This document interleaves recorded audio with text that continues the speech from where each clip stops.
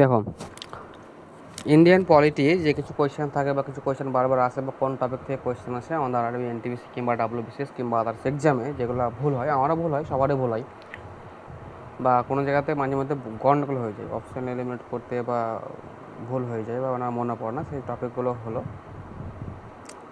কী বলছে না, এখানে আলোচনা করা হয়েছে টপিকগুলো, যে সেই টপিকগুলো পরপর আলোচনা করা হয়েছে। অর্থাৎ এটা যদি আধা ঘন্টা 40 মিনিট ক্লাস হয়, এটা করে গিয়ে আর কিছু এমসিকিউ যদি তোমাদের এক্সট্রা সোর্স থাকে, পুরো এমসিকিউ, পুরো চ্যাপ্টার মানে পুরো পলিটির এমসিকিউ 1000টার মতন এমসিকিউ করে গেলে পুরোপুরি ইন্ডিয়ান পলিটি কমপ্লিট। এটা ডাব্লিউবিসিএস প্লাস আরবি এনটিপিসি বা যে কোনো স্টেট এক্সামের জন্য এটা ইম্পর্ট্যান্ট। প্রথমত কথা, এখানে কী কোয়েশ্চেন আছে এখন দেখবো, যে historical background of Indian polity আমাদের খুবই ডাব্লিউবিসির জন্য বা রেলওয়ে এনটিপিসির জন্য খুবই ইম্পর্ট্যান্ট। এটা যে কী আছে এখান থেকে 1600 খ্রিস্টাব্দে আমাদের ইস্ট ইন্ডিয়া কোম্পানি ব্যবসা করতে ভারতে আসে। এটা 1600 খ্রিস্টাব্দে ইস্ট ইন্ডিয়া কোম্পানি ভারতে ব্যবসা করতে আসে। তারপরে এখানে 1765 সালে ব্যাটল অফ বক্সার হয়, যেখানে বাংলা, বিহার, উড়িষ্যার দেওয়ানি অধিকার পাওয়ার ফলে কোম্পানি রাজস্ব প্রশাসনিক ক্ষমতা লাভ করে। তাহলে এখানে বাংলা, বিহার, উড়িষ্যার দেওয়ানি লাভ করে 1765 সালে, এটা আমাদের মুখস্থ করতে হবে অনলাইনে হিসাবে। ভারতীয় সংবিধানের ইতিহাস করা সালে বিভক্ত দুটো ভারতীয় সংবিধানের ইতিহাস দুটো ভাগে বিভক্ত। এটা হচ্ছে কোম্পানি রুলস আর একটা হচ্ছে ক্রাউন রুলস। কোম্পানি রুল কত থেকে কত, ক্রাউন রুল 1858 থেকে 1947। আচ্ছা, কোম্পানি রুল যেটা থাকে, কোম্পানি রুল কোনটা কী? এটা ছিল ব্রিটিশ ভারতের প্রথম আইন, যার দ্বারা ইস্ট ইন্ডিয়া কোম্পানির ওপর নিয়ন্ত্রণ প্রতিষ্ঠা হয়। ইস্ট ইন্ডিয়া কোম্পানির এর ওপর নিয়ন্ত্রণ প্রতিষ্ঠা হয়। তারপরে ভারতীয় কেন্দ্রীয় প্রশাসন ব্যবস্থার ভিত্তি এই আইনের মাধ্যমেই প্রচলিত হয়। জাস্ট অতটুকু, যে ইস্ট ইন্ডিয়া কোম্পানির নিয়ন্ত্রণ প্রতিষ্ঠা হয়। বেঙ্গলের গভর্নর, হ্যাঁ এই জায়গাটা খুব ইম্পর্টেন্ট, বেঙ্গলের গভর্নরকে গভর্নর জেনারেল অফ বেঙ্গল করা হয় এবং ওয়ারেন হেস্টিংস হয় প্রথম। খুব ইম্পর্টেন্ট কোয়েশ্চেন। তো এখান থেকে কোয়েশ্চেন আছে, পিওয়াইকিউটা কোয়েশ্চেন আছে যে first governor general of Bengal Warren Hastings. Governor general of Bengal Warren Hastings, অর্থাৎ এই গভর্নর জেনারেলকে সাহায্য করার জন্য 4জন সদস্যর এক্সিকিউটিভ কাউন্সিলও গঠন করা হয়। তাহলে কত সালে? 1773 সালে। হ্যাঁ, বম্বে এবং মাদ্রাসের গভর্নরদের বেঙ্গলের গভর্নরের অধীনস্থ করা হয়। 1774 সালে ক্যালকাটা সুপ্রিম কোর্ট প্রতিষ্ঠা হয়, যেখানে একজন চিফ জাস্টিস ও 3জন বিচারক ছিলেন। ফার্স্ট সুপ্রিম কোর্ট কত সালে? 1774 সালে। আর বলছে ঘুষ ব্যবসা নিষিদ্ধ করা হয়। কোর্ট অফ ডাইরেক্টরসকে তাদের রাজস্ব, সামরিক ও প্রশাসনিক রিপোর্ট ব্রিটিশ সরকারের কাছে জমা দিতে বলা হয়। তাহলে কোর্ট অফ ডাইরেক্টরস মানে হচ্ছেন কারা? এখানে কোয়েশ্চেন আছে যে কোর্ট অফ ডাইরেক্টরসদের কাজ কী? রাজস্ব, সামরিক ও প্রশাসনিক রিপোর্ট ব্রিটিশ সরকারের কাছে জমা দেওয়া। এটা ইম্পর্টেন্ট। আচ্ছা, অ্যাক্ট অফ সেটেলমেন্ট, এই যে 1781 সালে, ওই 1774 সালে একটাকে অ্যামেন্ডমেন্ট করে 1781 অ্যাক্ট বলা হয়। এটা হচ্ছে কোম্পানি রুল। এটা বলছে অ্যাক্ট অফ সেটেলমেন্ট।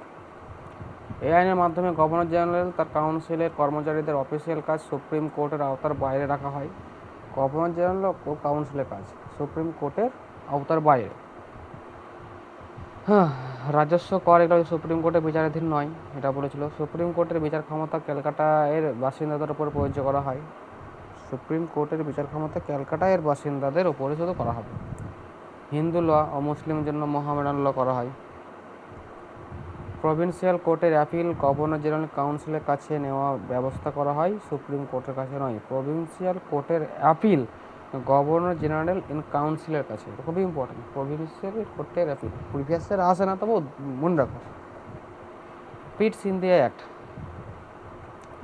বাণিজ্যিক ও রাজনৈতিক কাজকে আলাদা করা হয়। এই বাণিজ্যিক আর রাজনৈতিক কি ডবল গভর্নমেন্ট চালু করা হয়। ডবল গভর্নমেন্ট কি? কোন? পিটস ইন্ডিয়া অ্যাক্ট ডবল গভর্নমেন্ট, দ্বৈত শাসন নয়, এটা ডবল গভর্নমেন্ট, যেখানে কোর্ট অফ ডাইরেক্টর বাণিজ্য পরিচালনা, বোর্ড অফ কন্ট্রোলসকে রাজনৈতিক। কিছুক্ষণ আগে এখানে একটা কথা ছিল যে তোমার এখানে কই থাক, ওটা আগে পড়া হয়েছে। হ্যাঁ, ডবল গভর্নমেন্ট, এটার পরও ডবল গভর্নমেন্ট ইন্ট্রোডিউস বাই পিওয়াই, এখানে এসেছিলো। হ্যাঁ, পিটস ইন্ডিয়া অ্যাক্ট 1784। হ্যাঁ, প্রথমবার কোম্পানির অঞ্চলকে ব্রিটিশ পজেশন ইন ইন্ডিয়া বলা হয়। Possessions in India. 1786 লর্ড কর্নওয়ালিসকে গভর্নর জেনারেল করার জন্য তাকে কাউন্সিলের সিদ্ধান্ত ওভাররাইড করার ক্ষমতা দেওয়া হয়। কাউন্সিলের সিদ্ধান্ত ওভাররাইড করার ক্ষমতা দেওয়া হয়। তাকে একই সঙ্গে কমান্ডার ইন চিফ হওয়ার অনুমতি দেওয়া হয়। এটা আর গভর্নর জেনারেল এর কাউন্সিল অফের ক্ষমতা হবে সকল গভর্নরের জন্য প্রযোজ্য করা হয় 1793 সালে। এটা এখান থেকে সেরকম ইস্ট ইন্ডিয়া কোম্পানি একচেটে বাণিজ্য অধিকার আরও 20 বছরের জন্য বাড়ানো হয় 1793 সাল থেকে। আচ্ছা, কমান্ডার ইন চিফ যেটা বললাম সেটা বলছে কাউন্সিলের সদস্য নয় বলেই স্পষ্ট করা হয়। এটা বোর্ড অফ কন্ট্রোলের সদস্যদের বেতন ভারতীয় রাজস্ব থেকে দেওয়া হবে বলে নির্ধারণ করা হয়। বোর্ড অফ কন্ট্রোলসে কাদেরকে দায়িত্ব দেওয়া হতো? বোর্ড অফ কন্ট্রোলসে এখানে থাকো বোর্ড অফ কন্ট্রোলস রাজনৈতিক বিষয়, আর কোর্ট অফ ডাইরেক্টর হচ্ছে বাণিজ্য। এটা মনে রাখতে হবে। 1870 ইস্ট ইন্ডিয়া কোম্পানির একচেটিয়া বাণিজ্য অধিকার বাতিল করা হয়, তবে চা ও চীনের সঙ্গে বাণিজ্য বাদে। বাকি সব একচেটিয়া ইস্ট ইন্ডিয়া কোম্পানি সব করা হয়। চারটা টাকা 1813 সালে। এর কী করছে? ব্রিটিশ শাসন ব্যবস্থা করছে। এটা তার কোম্পানি ইস্ট ইন্ডিয়া একটা ছিল কোম্পানি। এবং যে ক্রাউনের সার্বভৌমত্ব ভারতীয় অঞ্চলে স্পষ্টভাবে ঘোষণা করা হয়। ঠিক আছে। আচ্ছা, এখানে দেখো, এখানে বলছে খ্রিস্টান মিশনারিদের ভারতে আসার অনুমতি দেওয়া হয়। পাশ্চাত্য শিক্ষার প্রসারের জন্য ব্যবস্থা গ্রহণ করা হয়। স্থানীয় সরকারকে কর আরোপ ও আদায়ের ক্ষমতা দেওয়া হয়। এটা খুব ইম্পর্টেন্ট। 1833 ওই যে গভর্নর জেনারেল অফ বেঙ্গল, তাই গভর্নর জেনারেল অফ ইন্ডিয়া করছে 1833 সালে। এটা খুবই ইম্পর্টেন্ট। লর্ড উইলিয়াম বেন্টিং প্রথম। এটা কিন্তু পরীক্ষাতে আসছিল, দেখুন লেখা আছে। বম্বে আর মাদ্রাজের আইন প্রণয়ন ক্ষমতা কেড়ে নিয়ে কেন্দ্রীয় সরকারের হাতে কেন্দ্রীভূত করা হয়। তাহলে আগে ছিল গভর্নর জেনারেল বেঙ্গলের, কিন্তু এখন সেটাকে কেন্দ্রীভূত করা হয়, তাহলে ক্রাউনের হাতে চলে গেল। এই আইনের পর থেকে আইনগুলোকে অ্যাক্টস বলা শুরু হয়, পূর্বে রেগুলেশন বলা হতো। এটা ইম্পর্টেন্ট। ইস্ট ইন্ডিয়া কোম্পানির বাণিজ্যিক কার্যকলাপ সম্পূর্ণ বন্ধ হয়ে যায়। এটি প্রশাসনিক সংস্থার পরিণত হয়। সিভিল সার্ভিস উন্মুক্ত প্রতিযোগিতার প্রস্তাব দেওয়া হয়, যদি তা কার্যকর হয়নি। তাহলে প্রথম প্রস্তাব দেওয়া হয় কিন্তু 1833 সালে। এটা কিন্তু ইম্পর্টেন্ট, আমাদেরকে মনে রাখতে হবে। ঠিক আছে। 1853 গভর্নর জেনারেলের এক্সিকিউটিভ ও লেজিসলেটিভ কাজ প্রথমবার আলাদা করা হয়। গভর্নর জেনারেলের এক্সিকিউটিভ লেজিসলেটিভ কাজ আলোচনা করা হয়। লেজিসলেটিভ কাউন্সিলের গঠন করা হয়, যা মিনি পার্লামেন্টের মতো কাজ করে। একটা লেজিসলেটিভ কাউন্সিল গঠন করা হয়। ম্যাকলে কমিটির মাধ্যমে সিভিল সার্ভিস ও ওপেন কম্পিটিশন চালু করা হয়। তার open competition for civil service 1853 কিংবা 54। কোম্পানির শাসন অনির্দিষ্ট সময়ের জন্য বাড়ানো হয়, যা ভবিষ্যতে ক্রাউন টেক ওভারের ইঙ্গিত দেয়। এটা মনে রাখবা, ক্রাউন অনির্দিষ্ট সময় করার জন্য বাড়ানো হয়। 20 বছর করে, এখন অনির্দিষ্ট সময় করার জন্য। আচ্ছা, ক্রাউন রুল পার্ট 2। 1857 সালে ইস্ট ইন্ডিয়া কোম্পানির শাসন শেষ করে ব্রিটিশ ক্রাউন সরাসরি শাসন শুরু করে। গভর্নর জেনারেলকে ভাইসরয় করা হয়। এটা ইম্পর্টেন্ট। লর্ড ক্যানিং প্রথম ভাইসরয়। কত সালে? 1858 সালে। ডবল গভর্নমেন্ট ব্যবস্থা শেষ করা হয়, যেটা আগে বলা হলো। Secretary of the states of India পদ সৃষ্টি করা হয়। সেক্রেটারি অফ স্টেটস যিনি ব্রিটিশ ক্যাবিনেটের সদস্য ছিলেন ও 15 সদস্যের কাউন্সিল দ্বারা সহায়তা পেতেন। ইন্ডিয়ান কাউন্সিল অ্যাক্ট প্রথমবার ভারতীয়দের আইন প্রণয়নের প্রক্রিয়াতে অন্তর্ভুক্ত করা হয়। এই জায়গা খুবই ইম্পর্টেন্ট। 1861 সালে প্রশাসনের ডিসেন্ট্রালাইজেশন শুরু করে বম্বে আর মাদ্রাজকে আইন প্রণয়নের ক্ষমতা আংশিকভাবে ফিরিয়ে দেওয়া হয়। যেটা ক্রাউনের হাতে ছিল তাদেরকে আংশিকভাবে ফিরিয়ে দেওয়া হলো। বেঙ্গল নর্থ ওয়েস্টার্ন প্রভিন্স এবং পাঞ্জাবে নতুন লেজিসলেটিভ কাউন্সিল গঠন করা হয়। পোর্টফোলিও সিস্টেম চালু করা হয়। পোর্টফোলিও সিস্টেম মানে মন্ত্রিত্ব, যেটা আমাদের মন্ত্রিত্ব দেওয়া হয়, মানে এই অর্থমন্ত্রী, এই রেলমন্ত্রী, এই যে পোর্টফোলিও সিস্টেম, এটা করা হয়। আচ্ছা, পোর্টফোলিও সিস্টেম কে চালু করেন? Introduce by lord Canning. জরুরি অবস্থায় ভাইসরয়কে অর্ডিন্যান্স জারি করার ক্ষমতা দেওয়া হয়, যে 6 মাস পর্যন্ত বৈধ থাকে, যেটা আমাদের রাষ্ট্রপতি গভর্নরের জন্য আছে। এটা কত সালে? 1861 সালে, মনে রাখবে। 1862 সালে 1892 সাল সেন্ট্রাল প্রভিন্সিয়াল লেজিসলেটিভ কাউন্সিলের সদস্য সংখ্যা বৃদ্ধি করা হয়। সদস্যদের বাজেট নিয়ে আলোচনা খুবই ইম্পর্টেন্ট। নমিনেশনের মাধ্যমে পরোক্ষভাবে নির্বাচন ধারণা। Indirect election introduce 1892। এই দেখো, এই জায়গাটা খুবই important. Indian council act, indirect election কত সালে? 1892 সালে। খুবই পরীক্ষাতে আসে এটা, PYQ। 1909 সালে লেজিসলেটিভ কাউন্সিল, এটা দেখো, লেজিসলেটিভ কাউন্সিলের সংখ্যা উল্লেখযোগ্যভাবে বৃদ্ধি করা হয়। আগে ছিল 16, এখন থেকে 60। প্রথমবার ভারতীয়দের ভাইসরয় ও গভর্নরের এক্সিকিউটিভ কাউন্সিলে অন্তর্ভুক্ত করা হয়। ভাইসরয় আর গভর্নরের এক্সিকিউটিভ কাউন্সিলে অন্তর্ভুক্ত করা হয়। তাহলে first Indian in executive council S P. Sinha. মুসলিমদের জন্য সেপারেট ইলেক্টরেট চালু করা হয়, যা সাম্প্রদায়িক রাজনীতির সূচনা করে। তাহলে সেপারেট ইলেক্টরেট হচ্ছে 1909 সালে। লর্ড মিন্টোকে কমিউনাল ইলেক্টরেটের জনক বলা হয়। সবকটা পয়েন্টে খুবই ইম্পর্ট্যান্ট। 1909 সালে 1909 সালে এই আইনের লক্ষ্য ছিল ধীরে ধীরে রেসপন্সিবল গভর্নমেন্ট প্রতিষ্ঠা করা, কেন্দ্র ও প্রদেশের বিষয়গুলিকে পৃথক করা, কেন্দ্র প্রদেশ অর্থাৎ সেন্ট্রাল লিস্ট এবং স্টেট লিস্টকে আলাদা করা, প্রদেশের ডায়ার্চি চালু করা, যেখানে ট্রান্সফার রিজার্ভ দুটো সাবজেক্টে ভাগ ছিল, তার ডায়ার্চি ইন্ট্রোডিউস 1909 সালে। কেন্দ্রের দ্বিকক্ষ বিশিষ্ট আইনসভা এবং সরকারি নির্বাচন চালু করা হয়। কেন্দ্রের দ্বিকক্ষ বিশিষ্ট আইনসভা, বাইক্যামেরালিজম ও সরাসরি নির্বাচন চালু করা হয়। সেপারেট ইলেক্টরেট, পৃথক নির্বাচন ব্যবস্থা আরও সম্প্রসারিত করা হয়। এটা কিন্তু পাবলিক সার্ভিস কমিশন গঠনের ব্যবস্থা করা হয়, যা 1926 সালে প্রতিষ্ঠা হয়েছিল। পাবলিক সার্ভিস কমিশন কোন আইনের মাধ্যমে? 1919। কেন্দ্র ও প্রদেশে বাজেট পৃথক করা হয়, যেটা এখন আমাদের করা হয়, স্টেট বাজেট, সেন্ট্রাল বাজেট। 10 বছরের পর একটা স্ট্র্যাটেজি কমিশন গঠনের কথা বলা হয়, যেমন সাইমন কমিশন 1927 সালে গঠন করা হয়েছিল, ওটাই যেটাকে 1919 সালে বলা হয়েছিল। এবারে গভর্নমেন্ট অফ ইন্ডিয়া খুব এখান থেকে আসে। একটি অল ইন্ডিয়া ফেডারেশন গঠনের প্রস্তাবগুলো হয়, প্রস্তাব দেওয়া হয়। একটি অল ইন্ডিয়া ফেডারেশন গঠনের প্রস্তাব দেওয়া হয়, যদিও দেশীয় রাজ্যগুলো যোগ না দেওয়ায় এটি কার্যকর হয়নি। তাহলে অল ইন্ডিয়া ফেডারেশন কোন আইনে? আর 1935 সালে। Federation proposed but not implemented, PYQ ট্যাপ্ট। ফেডারেশন প্রপোজ করা হয়েছিল কিন্তু ইমপ্লিমেন্ট করা হয়নি, কারণ দেশীয় রাজ্যগুলো যোগ দেওয়া হয়নি। ক্ষমতা 3 তালিকা বিভক্ত করা হয়, ফেডারেল, প্রভিন্সিয়াল আর কনকারেন্ট লিস্ট, যেটা বর্তমানে স্টেট লিস্ট, সেন্ট্রাল লিস্ট আর হচ্ছে কনকারেন্ট লিস্ট। প্রদেশের ডায়ার্চি বাতিল করা হয়, প্রভিন্সিয়াল অটোনমি চালু করা হয়। খুবই ইম্পর্টেন্ট। তাহলে প্রভিন্সিয়াল অটোনমি 1935 সালে। কেন্দ্রের ডায়ার্চি প্রস্তাব করা হয়েছিল কিন্তু কার্যকর হয়নি। তাহলে প্রদেশের ডায়ার্চি মানে কেন্দ্রের ডায়ার্চি প্রস্তাব করা হয়েছিল কিন্তু কার্যকর হয়নি। 11টির মধ্যে 6টি প্রদেশে দ্বিকক্ষ বিশিষ্ট আইনসভা চালু হয়, খুব ইম্পর্টেন্ট। সেপারেট ইলেক্টরেট আরও সম্প্রসারিত করা হয়। 1858 সালে প্রতিষ্ঠিত কাউন্সিল অফ ইন্ডিয়া বাতিল করা হয়। ভোটাধিকারের প্রায় 10% মানুষের ভোটাধিকার প্রায় 10% মানুষের মধ্যে সম্প্রসারিত করা হয়, মানে 10% মানুষ ভোট দেবে, সবাই ভোট দিতে পারবে না, 10% মানুষ ভোট দেবে, এমনি করে। RBI federal court 1937 public service commission গঠনের ব্যবস্থাও করা হয়। তাহলে আরবিআই এস্টাবলিশ 1935 অ্যাক্টের মাধ্যমে। এবার হচ্ছে 1947 অ্যাক্ট, আমাদের অ্যাক্টের শেষের দিকে চলে গেল।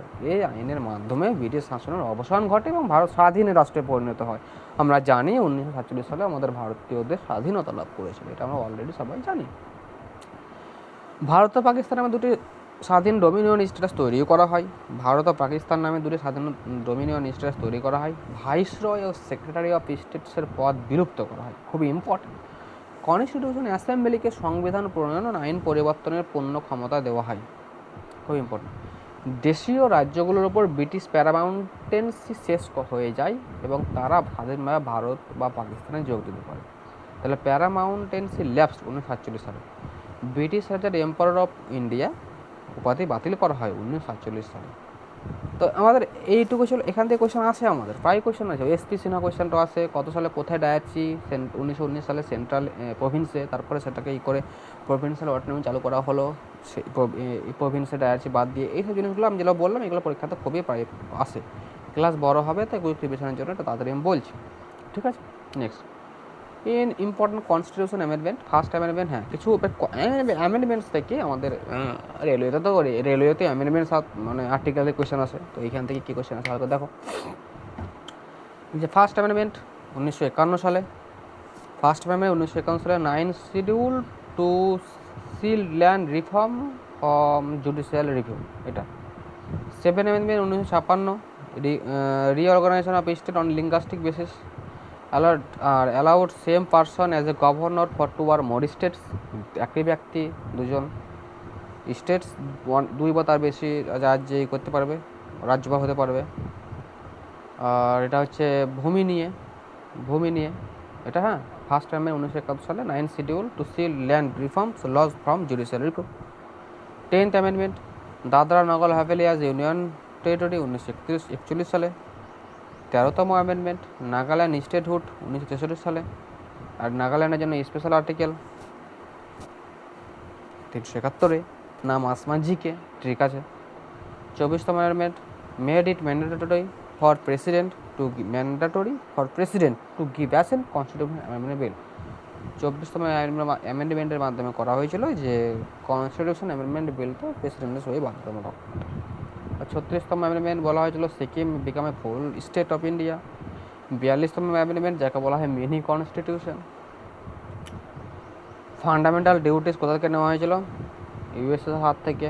Inserted word in preamble, socialist secular integrity, ISS, ঠিকঠাক মনে রাখবে, আইএসএস, ঠিকঠাক কি আইএসএস, ঠিক আছে তো, ঠিকঠাক হচ্ছে আইএসএস, ঠিক আছে। আচ্ছা, 44তম অ্যামেন্ডমেন্ট 1978 সালের, সালগুলো মনে রাখবা।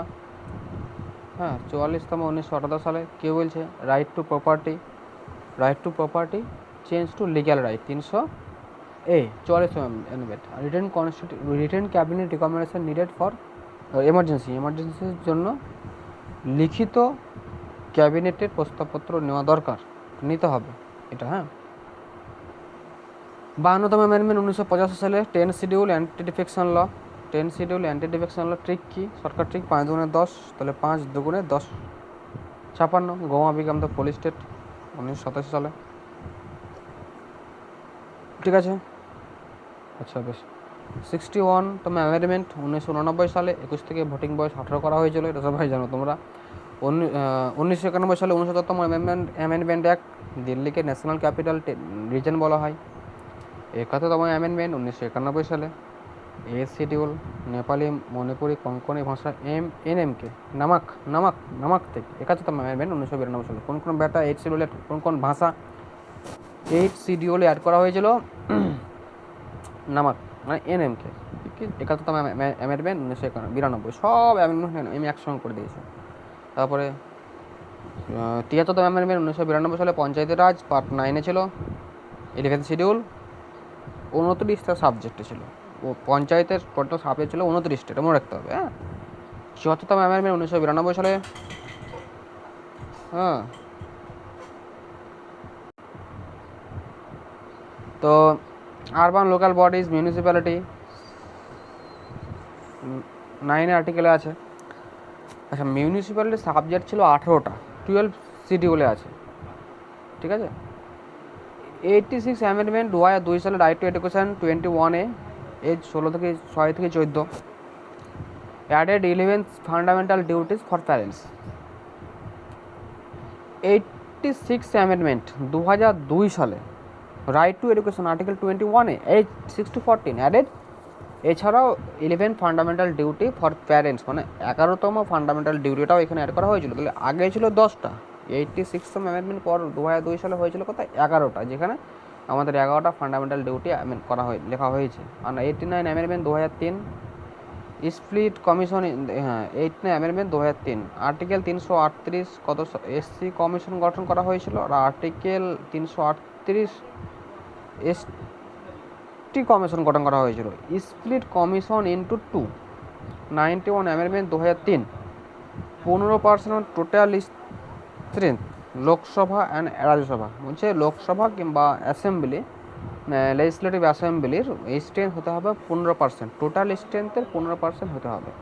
আচ্ছা, 92 অ্যামেন্ডমেন্ট 2003, 91তম অ্যামেন্ডমেন্ট হলো। 92 অ্যামেন্ডমেন্ট 2003 সালে হয়েছিল, বোডো, ডোগরি, মৈথিলি, সাঁওতালি, বিডিএমএস এই ল্যাঙ্গুয়েজগুলো এসসি রোলে অ্যাড করা হয়েছিল।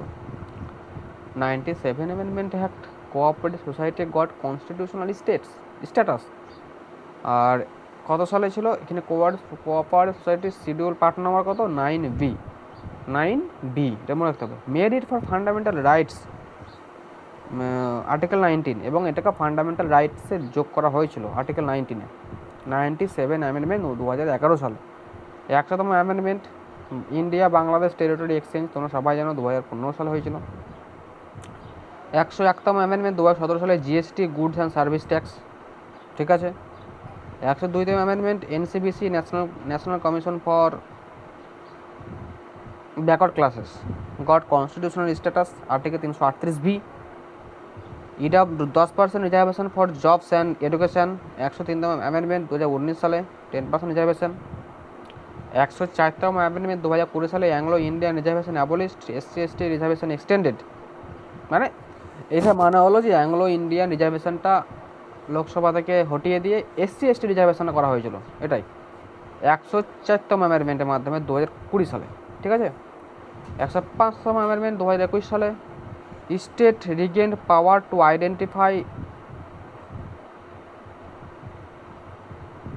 ACBC মানে ব্যাকওয়ার্ড ক্লাসেস স্টেট স্টেট মানে এটা ব্যাকওয়ার্ড ক্লাসেসের জন্য হয়েছিল, SC হবে। এটা আমার টাইপিং মিস্টেক আছে, এটা অ্যামেন্ডমেন্ট দেখে নিও একবার। হ্যাঁ, এটা 106তম অ্যামেন্ডমেন্ট নারী শক্তি বন্ধন অভিযান। নারী শক্তি বন্ধন অভিযানে কী বলা হয়েছিল যে 33% reservation for women in Lok Sabha and state assembly, এটা মনে রাখতে হবে। হ্যাঁ, তাহলে এই অ্যামেন্ডমেন্ট ওগুলো গেল, তাহলে অ্যামেন্ডমেন্ট গেল, কিছু পার্লামেন্টের রাইট গেল। এবার আমাদের বিভিন্ন কেস থেকে কোয়েশ্চেন আসে। একে গোপালন কেস 1950 সালে কী বলা হয়েছিল, সালগুলো মনে রাখবা, কী বলা হয়েছিল মনে রাখবা, টেক্সটের নাম মনে রাখবা, কমপ্লিট। আইন দ্বারা প্রতিষ্ঠিত পদ্ধতি মেনে কাউকে গ্রেপ্তার করা হলে তা বৈধ, এটা বললো। ঠিক আছে। শঙ্করী প্রসাদ মামলা 1951 সাল রায় দেওয়া হয় যে সংসদের সংবিধানে যে কোনো অংশ সংশোধন করার ক্ষমতা আছে, মানে সংসদের সংবিধানের যে কোনো অংশ সংশোধন করার ক্ষমতা আছে। বেরুবাড়ি 1960 কী বলা হয়েছিল, যে কোনো ভূখণ্ড। হ্যাঁ, এবার দেখো বেরুবাড়ি কেস 1960, ভারত কোনো ভূখণ্ড বিদেশি রাষ্ট্রকে হস্তান্তর করতে হলে সাংবিধানিক সংশোধন বাধ্যতামূলক, এটাই বলছে। শুধু সাধারণ আইন দিয়ে তো সম্ভব নয়, এটা বলেছিল বেরুবাড়ি কেসে। আর গোলকনাথ কেসে বলেছিল যে শঙ্করী প্রসাদ মামলার রায় উল্টে বলা হয় কোনো সংসদ কোনোভাবে মৌলিক অধিকার সংশোধন বা খর্ব করতে পারে না, এটাই। তাহলে শঙ্করী প্রসাদ মামলা রায় কী বলেছিল, খর্ব করতে পারে, কিন্তু গোলকনাথ কেসে বললো খর্ব করতে পারে না। WBCS মেন্সে খুবই আসে, 2023 সালে মেন্স অনেক কেস এসেছিলো, 23 সাল না 22 সালে মেন্স অনেক কেস এসেছিলো মেন্সে, WBCS মেন্স পরীক্ষায়। কেশবানন্দে ভারত কেস 1973 বলছে বেসিক স্ট্রাকচার কার, সংবিধানের যে কোনো অংশ সংশোধন করতে পারলেও সংবিধানের মূল কাঠামো বেসিক স্ট্রাকচার মানে তার মূল পয়েন্টটাকে ঠিক রাখতে হবে, মানে মূল পয়েন্ট ঠিক রেখে সংশোধন করো, কিন্তু মূল কাঠামোকে পরিবর্তন করা যাবে না, এটা বলেছিল। আর ইন্দিরা গান্ধী বনাম রাজনারায়ণ 1975 কেস কী বলেছিল, সুপ্রিম কোর্ট 39তম সংশোধনী বাতিল করে এবং জানায় যে বিচার বিভাগীয় পর্যালোচনা সংবিধানের মূল কাঠামো অংশ, অর্থাৎ judicial review is the main part of the constitution. কেউ সংবিধানের ঊর্ধ্বে নয়, খুবই ভালো কথা বলেছিল এটা, কেউ সংবিধানের ঊর্ধ্বে নয়। মানেকা গান্ধী মামলা 1978 সালে হয়েছিল, এটা শুধু 1978 সালে বলবা। এখানে ডিউ প্রসেস অফ ল সম্বন্ধে বলা হয়েছে, পড়ে নাও, ঠিক আছে তো। আর মিনার্ভা মিলস কেস 1980, সংসদ অসীম সংশোধন ক্ষমতা বাতিল করা হয়, সংসদের অসীম সংশোধন ক্ষমতা বাতিল করা হয়। সুপ্রিম কোর্ট স্পষ্ট করে দিতে হয় যে সংসদ নয়, সংবিধানই সর্বোচ্চ অংশ। সংসদ যে সবসময় ক্ষমতা দেখাবে সেরকম নয়, সংসদ সংবিধানকে মেনে ক্ষমতা দেখাবে, এটা বলেছিল মিনার্ভা মিল কেসে। আর বামনরাও কেস 1980 সালে হয়েছিল, দরকার নয় অতটা পরিমাণে। হ্যাঁ, বামনরাও কেস 1981 সালে হয়েছিল। কী বলা হয়েছিল যে এর দরকার নয়। ওলগা টেলিস মামলা 1985 সালে বলা হয়েছিল যে জীবিকার অধিকারকে রাইট টু লাইভলিহুড অনুচ্ছেদ 21 অধীনে জীবনের অধিকারের অবিচ্ছেদ্য অংশ হিসাবে ধরা হয়, অর্থাৎ right two livelihood is the integral part of the article 21, এটা বলেছিল। আর শাহবানু মামলা বলেছিল যে CRPC 125 ধারা অনুযায়ী সব ধর্মের জন্য প্রযোজ্য, অর্থাৎ কী বলেছে, ডিভোর্সের পর মুসলিম নারীরাও খোরপোশ পাওয়ার অধিকারী, এটা বলছে শাহবানু মামলা। মানে খোরপোশ মানে ভরণ পোষণের দায়িত্ব নেবে হাজব্যান্ডের কাছ থেকে, এগুলো। আর আচ্ছা, ইন্দিরা সাহানি মামলা 1992, ইন্দিরা সাহানি মামলা বললে যে ওবিসিদের জন্য 27% সংরক্ষণ বৈধ ঘোষণা করা হয়, তবে ক্রিমি লেয়ারকে এর বাইরে রাখা হয়। বলা হয় মোট সংরক্ষণে 50%-এর বেশি হওয়া উচিত নয়, মোট সংরক্ষণে 50% বেশি হওয়া উচিত নয়, এটা বলেছিল।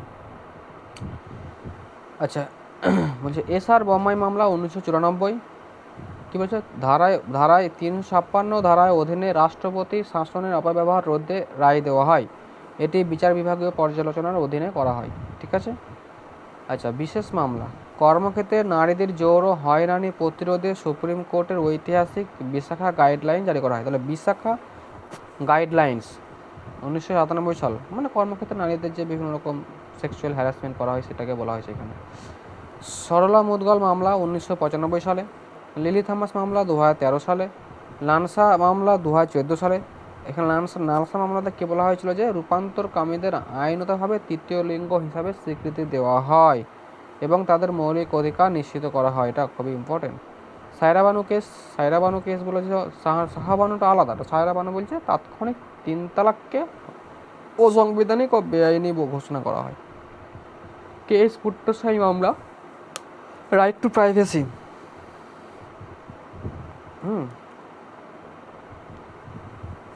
রাইট টু প্রাইভেসিকে অনুচ্ছেদ 21 অধীনে একটি মৌলিক অধিকার হিসাবে স্বীকৃতি দেওয়া হয়। কেস পুট্টুস্বামী মামলা 2017 সালে হয়েছিল। অর্থাৎ রাইট টু প্রাইভেসি নিয়ে এটা করা হয়েছিল। তারপরে এখানে আছে অনুচ্ছেদ ভাসির মামলা, অনুরাধা ভাসির মামলা 2020 সালে। ইন্টারনেট ব্যবহারের অধিকারকে অনুচ্ছেদ 19 অধীনে বাক স্বাধীনতা, ব্যবসার স্বাধীনতার একটি অপরিহার্য অংশ বলে রায় দেওয়া হয়। এটা বলা হয়েছিল। ঠিক আছে। তো আর রেশম বনাম কর্ণাটক রাজ্য, শিক্ষা প্রতিষ্ঠান হিজাব পরা নিয়ে সুপ্রিম কোর্টের 2 বিচারপতি বেঞ্চে দ্বিমত দেখা দেয়। চূড়ান্ত রায়ের জন্য বিষয়টি বৃহত্তর বেঞ্চে পাঠানো হয়। অর্থাৎ 2022 সালে হিজাব মামলা। রেশম বনাম কর্ণাটক রাজ্য, একটা মেয়েকে নিয়ে কলেজে ঝামেলা হয়েছিল, ওটাই। সুপ্রিয় বনাম ভারত সরকার, সমকামী বিবাহ। সুপ্রিয় বনাম ভারত সরকার, সুপ্রিম কোর্ট সমকামী বিবাহকে আইনত স্বীকৃতি দিতে অস্বীকৃতি জানায়। বিষয়টি নিয়ে আইন প্রণয়নের দায়িত্ব সংসদের উপর ছেড়ে দেওয়া হয়। মানে সমকামী বিবাহ, এই কী সব জিনিস। আচ্ছা দেখো, 12 শিডিউল অফ ইন্ডিয়ান কনস্টিটিউশন। তো 12 শিডিউল অফ ইন্ডিয়ান কনস্টিটিউশনে কী আছে? টিয়ার্স অফ পোলট্রিয়াম, এখানে 12টা ওয়ার্ড আছে, তাই 12টা শিডিউল আছে। টিয়ার্সে টেরিটরিজ অফ অ্যান্ড স্টেটস, এতে এমলমেন্টস মানে ভাতা, এতে অ্যাফার্মেশন অফ পদ, শপথ বাক্য, আর এ রাজ্যসভার সিট অ্যালোকেশন, রাজ্যসভায় সিট কতটা থাকবে এগুলা। আর এসে শিডিউল এরিয়াস, আর ওতে আদার্স শিডিউল মানে আদার ট্রাইবাল এরিয়াস। এফে ফেডারালিস্ট, ওতে অফিসিয়াল ল্যাঙ্গুয়েজ, ওতে ল্যান্ড রিফর্মস, লিটার ডিফেকশন 1985 সালে 52তম অ্যামেন্ডমেন্ট আমরা অলরেডি করে এসেছি। পিতে পঞ্চায়েত 73তম অ্যামেন্ডমেন্ট, আর মিউনিসিপ্যালিটি 74তম অ্যামেন্ডমেন্ট। কত সালে কোনটা দেখো, এটা হচ্ছে 1 নম্বর শিডিউল, টিটা 1 নম্বর, ইটা 2 নম্বর, এটা 3 নম্বর, আটটা 4 নম্বর, এসটা 5 নম্বর, ওটা 6 নম্বর। এরকমভাবে এমটা 12 নম্বর অবধি এসছে। তো ভালো করে মনে রাখবা। হ্যাঁ, এখানে দেখো, এখানে প্রেসিডেন্ট থেকে বিভিন্ন রকম কোয়েশ্চেন দিয়ে দেয়, যে প্রেসিডেন্ট থেকে বিভিন্ন কোয়েশ্চেন। দেখো, doctor Rajendra Prasad longest serving president of India 1950 থেকে 1962। তাহলে প্রেসিডেন্ট অফ ইন্ডিয়া এই টার্মগুলো মনে রাখার দরকার নাই, শুধুমাত্র কী কী এগুলো মনে রাখবা, কিছু ইনফরমেশন। ডক্টর রাজেন্দ্র প্রসাদ লংগেস্ট সার্ভিং প্রেসিডেন্ট। তারপর ডক্টর সর্বপল্লী রাধাকৃষ্ণন প্রেসিডেন্ট হয়েছিলেন। ডক্টর জাকির হোসেন প্রেসিডেন্ট হয়েছিলেন। কিন্তু জাকির হোসেন তো প্রেসিডেন্ট সবাই জানে, যেটা প্রেসিডেন্ট ছিল একটু, কিন্তু কীরকম প্রেসিডেন্ট, যে ফার্স্ট মুসলিম প্রেসিডেন্ট, যেটা ডায়ের হয়েছিল অফিসেই ডায়ের হয়ে গেছিলো, মানে মরে গেছিলো। তার V V Giri, first acting president to be later elected. ডায়ের হওয়ার পর তো অ্যাক্টিং প্রেসিডেন্ট হয় ভিভি গিরি। তাহলে acting president after Fakhruddin death, আবার ভিভি গিরি অ্যাক্টিং প্রেসিডেন্ট, আবার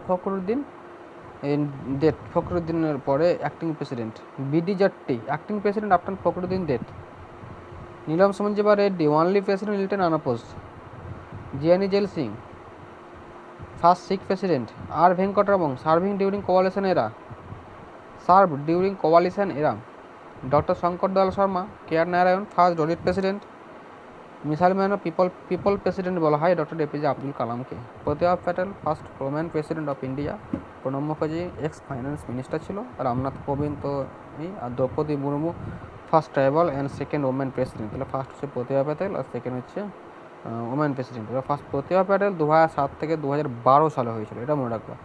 দ্রৌপদী মুর্মু 2022 সাল থেকে প্রেজেন্ট অবধি আছে। আর এখানে মনে রাখতে হবে এক্সট্রা নামটা, যেটা হচ্ছে রাজেন্দ্র প্রসাদ 1950 থেকে 1962। আগে করা মনে দরকার নেই, ঠিক আছে? এতটুকু হলেই হবে। নেক্সট, এবার হচ্ছে Indian national Congress, member of the Indian government. হ্যাঁ, ইন্ডিয়ান গভর্নমেন্ট কিছু মেম্বার্সের নাম আছে ইন্ডিয়ান ন্যাশনাল কংগ্রেসে। দেখো, Jawaharlal Nehru vice president of executive, এটা ইম্পর্টেন্ট, হ্যাঁ, এটা হাইলাইট করে দিচ্ছি আমি। Jawaharlal Nehru vice president of executive council. Interim government মানে 1946 সালে যে অস্থায়ী সরকার গঠন হয়েছিল, সেখানে যে ইন্টারিম গভর্নমেন্টের যে মেম্বারগুলো ছিল, সেই মেম্বারগুলোকে কী পোর্টফোলিও দিয়েছিল সেগুলো দেখো। Jawaharlal Nehru vice president of executive council, external affairs and commonwealth relation minister. Rajendra Vallabhbhai Patel home affairs minister and information and broadcasting minister. Rajendra Prasad agriculture and food. Chakravarti Raja Gopalachari education and arts. Baldev Singh defence. হ্যাঁ, তারপরে John Mathai finance. Asaf Ali railway and transport. আর Jagjivan Ram labour. এটা সব কটা আছে text বুকে খুব পাওয়া। আমি তাহলে একসঙ্গে করে দিয়েছি। আর অল ইন্ডিয়া থেকে কী হয়েছিল? Liaquat Ali Khan finance, Ghazanfar Ali Khan health, I Chundrigar commerce, Abdul Rab Nishtar communication, ports and air, Jogendranath Mandal law. ঠিক আছে তো? আর Syed Ali initial member who resign. আর এটা ইনিশিয়াল মেম্বার ছিল কিন্তু রিজাইন করেছিল সৈয়দ আলী জাহির। এটা মনে রাখবো যে সৈয়দ আলী জাহির ইনিশিয়াল মেম্বার থেকেও রিজাইন করেছিল এটা। হ্যাঁ, আর the constitution assembly of India. Constitution assembly, হ্যাঁ, কনস্টিটিউশন অ্যাসেম্বলি থেকে কিছু কোয়েশ্চেন আছে। কনস্টিটিউশন অ্যাসেম্বলি থেকে কিছু কোয়েশ্চেন আছে, যেটা দেখো যে কনস্টিটিউশন অ্যাসেম্বলি কত সালে গঠন হয়েছিল? 1946 সালে under cabinet mission plan. Important. Initial strength ছিল 389, যেখানে 296টা ছিল ব্রিটিশ, 93টা ছিল প্রিন্সি স্টেটস। এটা মনে রাখবা। Post partition state, post partition, পার্টিশনের পরে 389 থেকে কটা মেম্বার হয়ে গেল? 299টা। আটটা 1948। ইলেকশন মেথড, দেখো এই নোটটা হচ্ছে যাদের অলরেডি পড়া আছে, তারা যদি এটা পড়ে তাহলে তাদের ক্ষেত্রে অলরেডি এটা বুঝতে সুবিধা হবে। ঠিক আছে? আচ্ছা, election method, indirect election by provincial assembly member using a single transferable vote on seat per 1 million. তো 1 মিলিয়নে একটা সিট থাকবে। ইলেকশন মেথডটা হবে ইনডাইরেক্ট ইলেকশনের মাধ্যমে প্রভিন্সিয়াল অ্যাসেম্বলির মেম্বারগুলো নিয়ে, যেটা সিঙ্গেল ট্রান্সফারেবল ভোট। এ নিয়ে রাষ্ট্রপতির ভোটটা এটাও হয়। কীভাবে হয় সেটা তো এখানে দেখাতে পারছি না, কারণ আমার নাই, মানে এটাই আছে, যদি মাউস আর কি একটা ট্যাব, কিছু হবে না, এটা বুঝলাম। শুধুমাত্র ইনফরমেশান মনে রাখো, ডিসেম্বর 9, 1946 ফার্স্ট মিটিং হয়েছিল। মিটিংটা কী হয়েছিল? কিন্তু মিটিংটা বয়কট করেছিল Muslim League. Doctor Sachchidananda Sinha oldest member become the temporary president. তাহলে রাজেন্দ্র প্রসাদ হওয়ার আগে সচ্চিদানন্দ সিনহা কিন্তু প্রথম টেম্পোরারি হয়েছিল। December 11, 1946 Rajendra Prasad become the permanent president. আর H C. Mukherjee and V T Krishnamachari as the vice president. আর S N. Rau as the constitutional adviser. এটা কিন্তু খুব ইম্পর্টেন্ট। আমি কনস্টিটিউশনগুলো তৈরি করেছি, ভালো পড়ো। December 13, 1946 Jawaharlal Nehru introduce the historic objective resolution. কত সালে? যেটা 1947 সালে 22শে জানুয়ারি অ্যাডপ্ট করা হয়েছিল। আর form the basis of preamble, বা প্রিয়াম্বেলের যে বেসিকটা সেটা তৈরি করেছিল, বেসিসটা। কি কমিটি অ্যান্ড দের ক্যাপশন। লাস্টে দুটো কোয়েশ্চেন আছে, আমি কোয়েশ্চেন দিব তোমাদেরকে। Doctor B.R.. আম্বেদকর কোন কমিটি ছিল? এই কনস্টিটিউয়েন্ট অ্যাসেম্বলি কোন কমিটি ছিল? Drafting committee. জওহরলাল নেহরু ছিল union powers committee, union constitution committee আর স্টেটস কমিটি, জওহরলাল নেহরু। আর সর্দার বল্লভভাই প্যাটেল ছিল provincial constitution committee, advisory committee and fundamental right minorities committee. আর ডক্টর রাজেন্দ্র প্রসাদ আমাদের বিখ্যাত ব্যক্তি, যে প্রথম প্রেসিডেন্ট ভারতের, কত সালে করে নাকি? ডক্টর রাজেন্দ্র প্রসাদকে rules of procedures committee, steering committee. Text বুকে খুব আসছে কোয়েশ্চেনগুলো। হ্যাঁ, এবারে চলে এলো যে ড্রাফটিং কমিটি কজনের মেম্বার ছিল। সেটা ড্রাফটিং কমিটি হয়েছিল 29 আগস্ট 1947, কনস্টিটিউট 7 মেম্বার কটা তোমরা মনে রাখবা। চেয়ারম্যান ছিল ডক্টর বি.আর. আম্বেদকর। এটাই কোয়েশ্চেন আসে, আর কোয়েশ্চেন আসে না, ঠিক আছে তো। বাইবেল আমি দিয়েছি, পড়লে পড়বে আর না পড়লে না পড়বে। টাইমলাইন অ্যাডপশন দেখো, টোটাল এফেক্ট। ভারতের যে সংবিধানটা আছে, সংবিধানটা করতে কতদিন লেগেছিল? ভারতের যে সংবিধানটা আছে, সংবিধানটা করতে কতদিন লেগেছিল? ভারতের সংবিধানটা কি হলো? হ্যাঁ, ভারতের সংবিধানটা করতে কতদিন লেগেছিল? সেটা হচ্ছে 2 বছর 11 মাস 18 দিন। 2 বছর 11 মাস 18 দিন। 2 বছর 11 মাস 18 দিন 11 সেশন হয়েছিল। আর অ্যাডাপ্টেশন দিয়ে 26 নভেম্বর 1949। তোমরা সবাই জানো, ছোটো থেকে পড়ো। কতজন মেম্বার সাইন করেছিল? 284টা। Final session 24 January 1950। কার ফাইনাল সেশন? কী পড়ছি? কনস্টিটিউশন অ্যাসেম্বলি পড়ছিল ভাই। হ্যাঁ, commencement day 26 January 1950। Chosen to honour the 1930 Purna Swaraj declaration. মানে এটা কেন হলো 26 জানুয়ারি? কারণ ওটা পূর্ণ স্বরাজের দিনকে স্মরণ করার জন্য 26 জানুয়ারি দিনটাকে স্মরণ করা হলো। Next, national adaptation May 1949। Common ratified India's common membership. National flag 22 July 1947। কোয়েশ্চেনটা পরীক্ষাতে খুব আসে। 24 জানুয়ারি 1950 ন্যাশনাল অ্যানথেম আর ন্যাশনাল সং অ্যাডপ্ট করা হয়েছিল। আর 24 January 1950 elected doctor Rajendra Prasad as the first president of India. Rapid fire exam খুবই ইম্পর্ট্যান্ট। আমি এত সুন্দর নোট তৈরি করলে আমি জানি না, ঠিক আছে তো। দেখো, seal and symbol. The elephant was adopted the official seal of the assembly. Calligrapher ছিল Prem Behari Raizada. Hand written the original constitution of the following italic style. Chief draftsman S N. Mukherjee. আর artwork Nandalal Bose and Beohar Ram Manohar Sinha. Artists from Shantiniketan. The pages were beautiful or decorated by artists from Shantiniketan, including Nandalal Bose. Santiniketan অনেক জানা ছিল, তার লেগে তো কনস্টিটিউশনে তো সুন্দর সুন্দর শান্তিনিকেতন, কেন শান্তিনিকেতন লাগে আমাকে। The preamble of the Indian constitution master revision notes. আবার নেক্সট প্রিয়াম্বল, চলো এখানে কোয়েশ্চেন কমন আছে। Foundation based on the objective resolution. Based on objective resolutions. হ্যাঁ,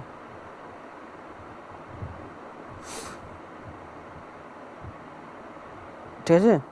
আচ্ছা, কনসেপ্ট বড় করা হয়েছিল। দেখো এখানে ভালো ইম্পর্টেন্ট কোয়েশ্চেন দেখো। Drafted based on the objective revolution drafted and moved by 1 December 1313 1946। Adopted on January 22 1947। আগেই পড়লাম। Concept borrowed from the USA. The American Constitution was the first to begin with preamble. National language borrowed from Australia.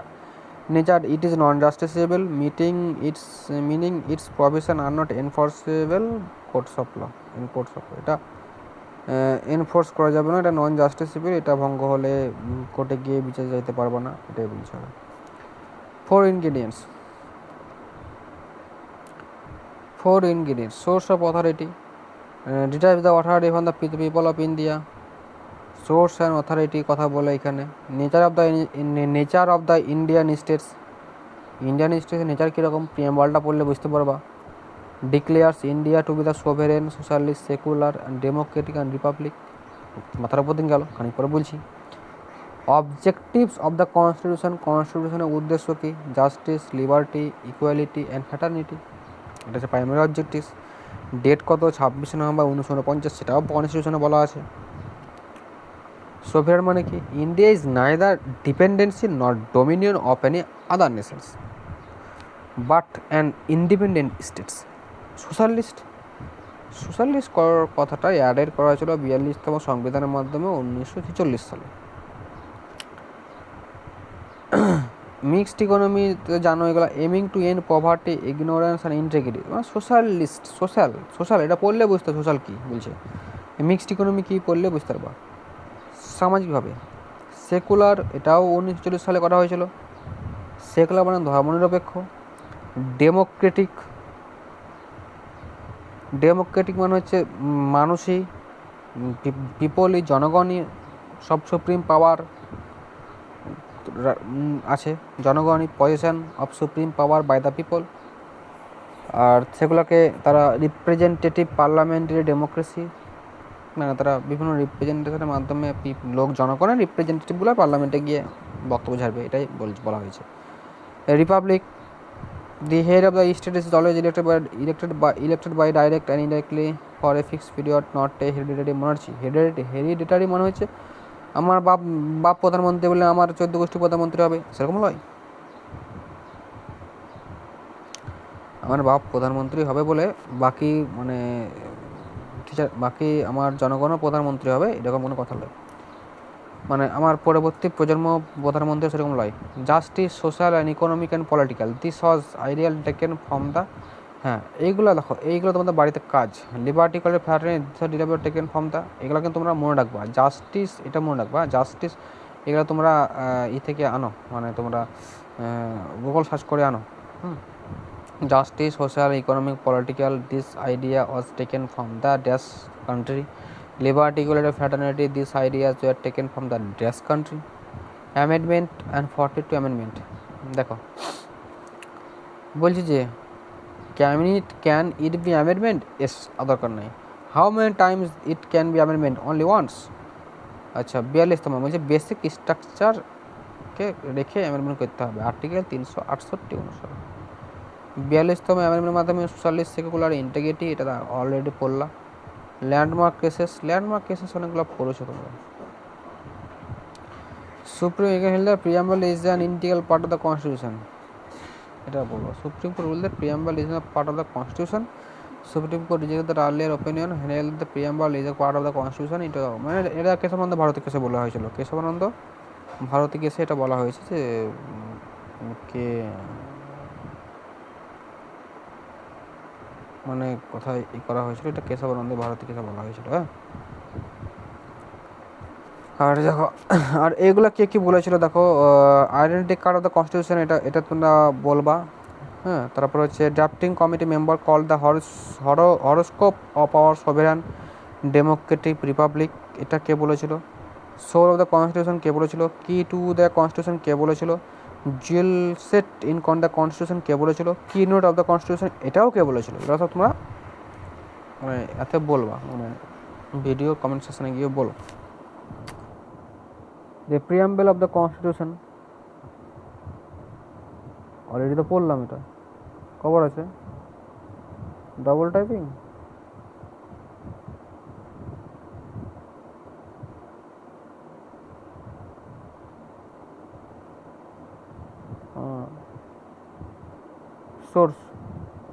Source of the constitution, source কি দেখো,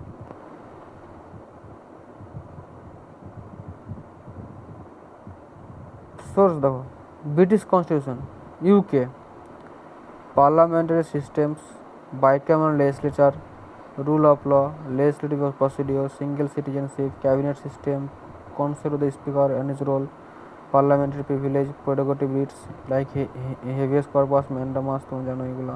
চলো, fundamental rights, independence of the judiciary review written constitution, preamble, office of the president or vice president, impeachment of the procedure, removal of the supreme court and high courts, আমি দাগ মাসে তোমরা দেখিলো, separation of the power of the three organs, এগুলো এটা দেখিলো। Federal structure with the strong centre থাকলেই দেখো, স্ট্রং সেন্টার থাকলে ভাববা যে সেন্টার থাকলে এই তিনটা অটোমেটিক কী হবে, কানাডা হবে। আর বাকি advisory jurisdiction of the supreme court, এটা তোমার কানাডিয়া থেকে। আর quasi federal nature of the constitution, এটা কানাডা থেকে। সোভিয়েত থেকে ফান্ডামেন্টাল ডিউটিস আর ideal of justice, social, economic, political is the in the preamble, মানে এই কটা। Constitution of the Soviet Union, না Russia, constitution of the Soviet Union এখানে হয়েছিল। আর Australian concurrent, freedom, trade, commerce, intercourse with the countries, joint sitting, মানে joint মানে জোড়া থাকবে, মানে মানে যুগ্ম হিসেবে, যুগ্ম। OMR Constitution of Germany, emergency provision or provision regarding proclamation and effect of emergency, suspension of fundamental rights, এটাও বলা হয়েছিল। আইরিশ থেকে কি বলছে, DPSP nomination member to Rajya Sabha by the president, method of election of the president. French constitution, republican form of government, ideals of liberty, equality and fraternity. আগেটা পড়লা, comment সেকশনে মেরে দেবা। Japanese, concept of procedure establish by law, Japanese থেকে হয়েছিল। And as oppose to due process of law in the US, due process of law US থেকে, কিন্তু procedure establish ল Japan থেকে, রুল অফ ল ইউএসএ থেকে, UK থেকে। এগুলো কিন্তু মনে রাখতে হবে, আমি সব যে করে দিয়েছি। আর সাউথ আফ্রিকান কনস্টিটিউশন অ্যামেন্ডমেন্ট নেওয়া হয়েছিল। আর election of Rajya Sabha members using proportional representation by means of single transferable vote. Government of India act, federal structure, office of the government, public service commission, emergency provision, সাবধান থাকবে, হ্যাঁ। Emergency provision আলাদা, emergency কথাটা আলাদা, এখানে লেখা আছে জার্মানিতে, হ্যাঁ। Administrative details, judiciary system, provincial autonomy, integrated judiciary, এগুলো মনে রাখবা। হ্যাঁ, এখানে গেল। এবার হচ্ছে ইউনিয়ন লিস্ট আর কিছু স্টেট লিস্ট, কিছু কনকারেন্ট লিস্ট। কোন লিস্টে কী আছে এই কোয়েশ্চেনটা খুবই আসে, এটা কাছে মনে রাখতে হবে, হ্যাঁ। কোন লিস্টে কী আছে এটা কিছু মনে রাখতে হবে। তাহলে home ex law, central government, আর অ্যাপ্লাই টু হোল কান্ট্রি, এটা মনে রাখবো, হ্যাঁ। Apply to whole country. Important subject,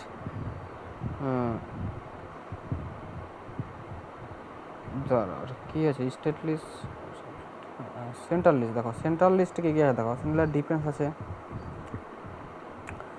banking আছে, কারেন্সি আছে, ফরেন অ্যাফেয়ার্স আছে, কমিউনিকেশন আছে। এগুলো কিন্তু মনে রাখবো, হ্যাঁ। ডিফেন্সটা কোথায়, ব্যাঙ্কিংটা কিসের, কারেন্সি কিসের, ফরেন অ্যাফেয়ার্স কিসের, কমিউনিকেশন কিসের, কোন লিস্টে আছে। 3 লিস্টে ফেডারেল করলে অটোমেটিক তোমরা only parliament has exclusive power. Next, home ex law, state government state লিস্টের আন্ডারে মানে তৈরি করে স্টেট গভর্নমেন্ট। এরপরে subject police, trade, agriculture, irrigation আর public health and sanitation.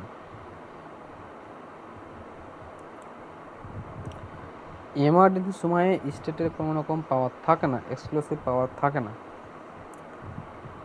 Both central state কার বরাবরে education, forest, trade in unions, marriage and divorce, adaptation, successions, weights and measures.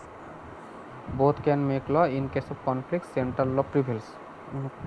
দুটার মধ্যে যদি লাগে, মানে ঝামেলা লাগে যে আমারটাও ঠিক আমার ঠিক যদি করা যায়, সেন্ট্রাল ল সময় অ্যাকসেপ্ট হয় পার্লামেন্টে, মনে রাখবো।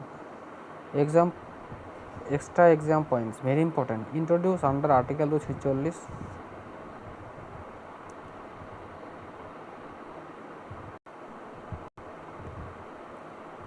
হ্যাঁ দেখো, extra exam point very important.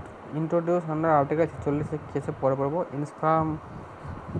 Inspired from, দরকার না যদিও, তো আমি লাস্টে তোমাদের কনসেপ্টটা বলে দেবো মানে কী ছিল, হ্যাঁ। আমি নিজেও বলে গেছি কী ছিল। 42 অ্যামেন্ডমেন্ট 1946 সালে, এডুকেশন, ফরেস্ট, এই দুটোকে স্টেট লিস্ট থেকে কনকারেন্ট লিস্টে আনা হয়েছে, এটা মনে রাখবা। 42তম অ্যামেন্ডমেন্ট 1946 সালে। যেগুলো যারা বাদগুলো সেগুলো আমি কমেন্ট সেকশনে ভরে দেবো, ঠিক আছে। আর এখানে দেখো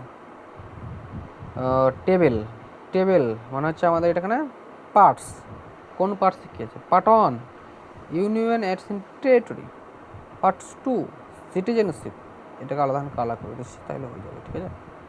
আচ্ছা, cancel. Part 3 fundamental rights, part 4 directive principal of the states policy, part 4 fundamental duties, part 5 union, important. আচ্ছা, part 6 the states, part 7 the states, এটা রিপিট হয়ে গেছে। দ্য স্টেট, এটা দরকার নাই, এইটো দরকার নাই, এটাকে লাল কালিতে মেরে দিচ্ছি, এটা পড়বো না, ঠিক আছে, এটা পড়বো না। Part 7 the union territories, part 9 the panchayat, part 9A the municipality and the part 9B the cooperative society, already পড়ে এসেছি আমরা সেগুলো। Part 10 schedule and tribal areas দরকার। Relation between the union states, part 11 relation between the union and the states. আচ্ছা দেখো, part 12 কম importance, করতে না পারতে পারো, হ্যাঁ, পার্ট কম ইম্পর্টেন্স। কম ইম্পর্টেন্স পায় 14 ট্রাইব্যুনালস ইম্পর্টেন্ট, 15টা ইলেকশনটা ইম্পর্টেন্স, 16টা special provision related to certain দরকার নয়, অতটা বড় ইম্পর্টেন্ট নয় এটা। পার্ট 7টা অফিসিয়াল ল্যাঙ্গুয়েজটা ইম্পর্টেন্ট আছে। পার্ট 17টা এমার্জেন্সি প্রভিশন ইম্পর্টেন্ট, 20টা অ্যামেন্ডমেন্টের জন্য ইম্পর্টেন্ট। আর বাকিগুলো পড়তে পারো না পড়তে পারো, তোমাদের ইচ্ছা, ঠিক আছে তো? এগুলোটা পড়লে হয়ে যাবে। 1 2 3 4 5 6 7 8 9 10 11 12 13 14 15 16 17 18, 18টা পড়তে হবে যেমন করি হোক। হ্যাঁ, এগুলোর থেকে খুব আসে। এবার হচ্ছে আর্টিকেল, যেগুলো আমাদের মানে যেগুলো আমাদের এতে কিসে যে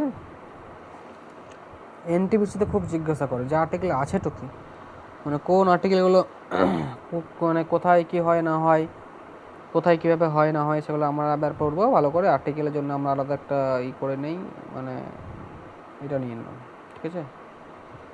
তো পড়তে পড়তে চলে গেছি, তারপর ভালো ভালো করে আর্টিকেলগুলো ভালো করে পড়ে নাও, ঠিক আছে? তাহলে সব আমাদের হয়ে গেল কমপ্লিট। এবার হচ্ছে আমরা ধারা 1 থেকে শুরু করবো। ধারা 1, ইন্ডিয়া ও তার ভূখণ্ডের নাম, name and territory of the country এবার দ্য ইউনিয়ন।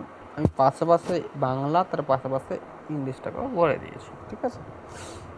ধারা 2, নতুন রাজ্য গঠন ও ভারতে অন্তর্ভুক্তিকরণ। ধারা 3, নতুন রাজ্য গঠন ও বর্তমান রাজ্যগুলির সীমানা আয়তন ও নাম পরিবর্তন। 4 নম্বর, এই 2 আর 3-এর অধীনে করা পরিবর্তনগুলি বাস্তবায়নের জন্য প্রথম আর চতুর্থ তফসিলের সংশোধন। তফসিল মানে যে শিডিউল, ভালো মনে রাখতে হবে, ঠিক আছে?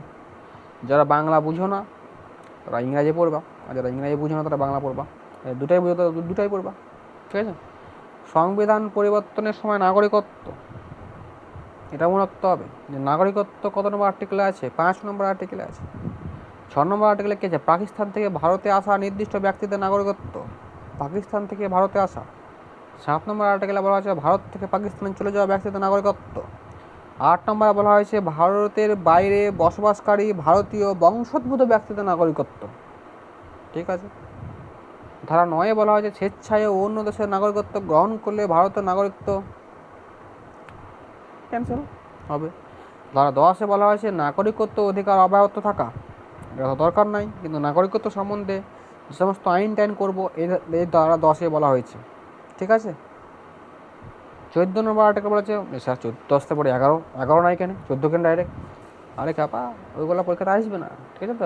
আসবে না বলে লয়, আসবে, ইম্পর্টেন্ট লয়। তুমি গুগল থেকে সার্চ করে করতে পারো, যে কটা আসে, যে কটা পরীক্ষাতে ভুল হয় সে কটা আমি দিয়েছিলাম। হ্যাঁ, আর্টিকেল 14, আইনের দৃষ্টিতে সকল সমান, ইকুয়ালিটি বিফোর ল, আর সকলের জন্য সমান আইনি সুরক্ষা। 15, জাতি ধর্ম বর্ণ লিঙ্গ জন্মস্থানের ভিত্তিতে বৈষম্য নিষিদ্ধকরণ, আইনের দৃষ্টিতে সকল সমান, না sorry, prohibition of discrimination on the ground of religious, race, caste, sex, place, ধর্ম ভিত্তিতে ছোটো করা যাবে না কাউকে, এটা বলছে। ধারা 16, সরকারি চাকরিতে নিয়োগের সুযোগের সমতা, সরকারি চাকরিতে সবাইকে সমান সুযোগ সমান দিতে হবে। 17 হচ্ছে অস্পৃশ্যতা ছোঁয়াছুঁয়ি প্রথা বাতিল, অ্যাবলিশন অফ আনটিচেবিলিটি। 18 নম্বরে বলা হয়েছে সব ধরনের আইনি উপাধি বাতিল করতে হবে, শিক্ষাগত সামরিক উপাধি বাদে সব রকম উপাধি ত্যাগ করতে হবে। বলে স্যার কেন? এগুলো কেমন উপাধি? ডক্টরেট এই যে উপাধিগুলো শিক্ষাগত, সামরিকের জন্য আলাদা লেফটেন্যান্ট হ্যান ত্যান আমি যাই বিভিন্ন রকম মানে দেয় উপাধি, এগুলো বাদে তুমি আদার্স কোনো উপাধি নিয়ে যাবে না। 19, বাক স্বাধীনতা, স্বাধীনভাবে চলাফেরা, পেশা নির্বাচন অধিকার, তুমি যেখানে সেখানে যেমন তেমন ঘুরতে নিতে পারবে না, কিন্তু পারবে, কিন্তু তোমাকে একটু রেগুলেশন আছে, যেমন তাই কিছু করবে, তাদের যেমন তাই কিছু বলবা, তা তো হবে না। ওই যে বাক স্বাধীনতা, স্বাধীনভাবে চলাফেরা, পেশা নির্বাচন অধিকার। ধারা 20, অপরাধের জন্য দোষী সাব্যস্ত হওয়ার ক্ষেত্রে আইনি সুরক্ষা, মানে তুমি যে অপরাধ করেছো তোমাকে যে আইনি সুরক্ষা দেবে, সে আইনি সুরক্ষা দেবে বা কি, মানে অপরাধ করেছো, দোষী হয়েছো, যে তুমি দোষী লয়, তাদের নিজেকে তোমাকে কী করবে? প্রোটেকশান দেবে, মানে protection in convention of offences, তোমাকে আইনি সুরক্ষা দেবে। কীরকম করে? অপরাধ করেছো, দোষী সাব্যস্ত হওয়ার ক্ষেত্রে আইনি সুরক্ষা, এগুলাই। জীবন ও ব্যক্তিগত স্বাধীনতার সুরক্ষা, লাইফ অ্যান্ড পার্সোনাল লিবার্টি। 21 নম্বরে 6 থেকে 14 বছরের শিশুদের জন্য বিনামূল্যে শিক্ষার অধিকার, রাইট টু এডুকেশন।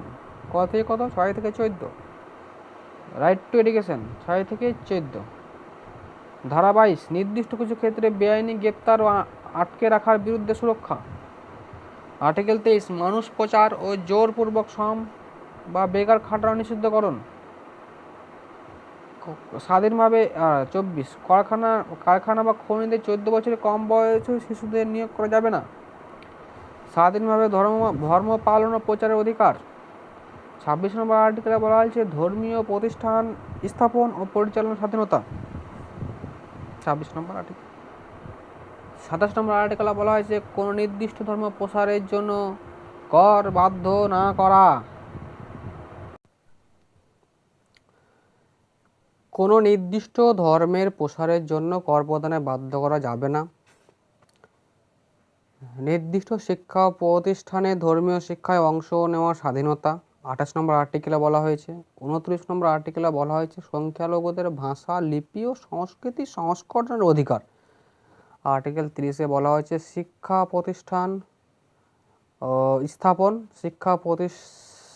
স্থাপন ও পরিচালনা সংখ্যালঘুদের অধিকার। এটা কিন্তু 29-30 গ্রহণ করলে হবে না। আর 32 নম্বর আর্টিকেলে বলা হয়েছে মৌলিক অধিকার বলবৎ করার জন্য সুপ্রিম কোর্টে যাওয়া। ঠিক আছে, মানে remedies for enforcement of the right conferred by this part. নির্দেশনা নীতির ক্ষেত্রে রাষ্ট্রের সংজ্ঞা, ডেফিনেশন অফ স্টেটস। 39-এ সমান ন্যায় বিচার ও গরিবদের বিনামূল্যে আইনি সহায়তা দিতে হবে। Equal justice and free legal aid. গ্রাম পঞ্চায়েত গঠন, অর্গানাইজেশন অফ ভিলেজ পঞ্চায়েত।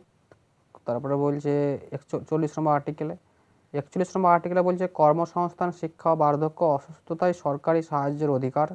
এটা 41 নম্বর আর্টিকেলে বলা হয়েছে right to work, education and public assistance in certain cases. ঠিক আছে। ধারা 42 বলছে কাজের মানবিক পরিবেশ ও প্রসূতি সহায়তার ব্যবস্থা, ম্যাটারনিটি রিলিফ। আর্টিকেল 43-এ বলা হয়েছে শ্রমিকদের জন্য জীবন ধারণের মতো মজুরি নিশ্চিত করা। 43 এতে বলা হয়েছে শিল্পের ব্যবস্থাপনায় শ্রমিকদের অংশগ্রহণের সুযোগ।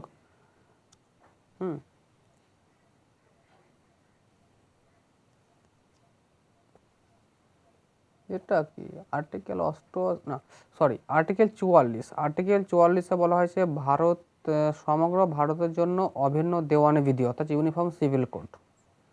আর্টিকেল 45, 6 বছরের কম বয়সী শিশুদের জন্য প্রারম্ভিক যত্ন ও শিক্ষা।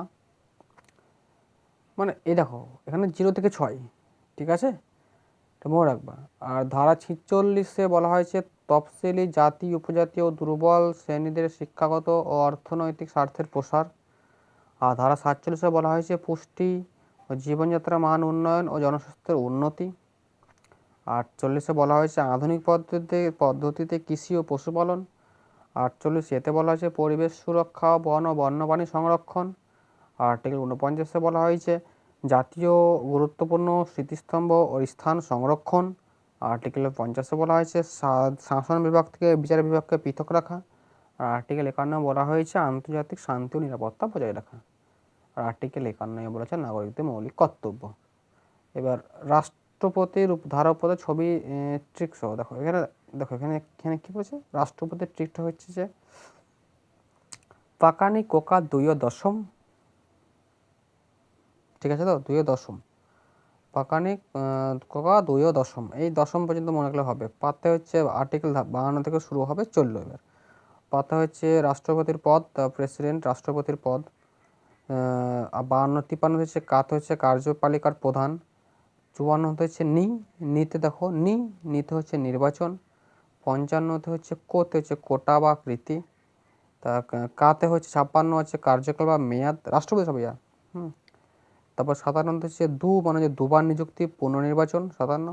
58 বলা হয়েছে যোগ্যতা পাকানি কোকা 2 দশমে দেখো দশমে বলা হয়েছে যে দশাবাদ শর্ত পদে শর্তাবলী, condition of the president's office.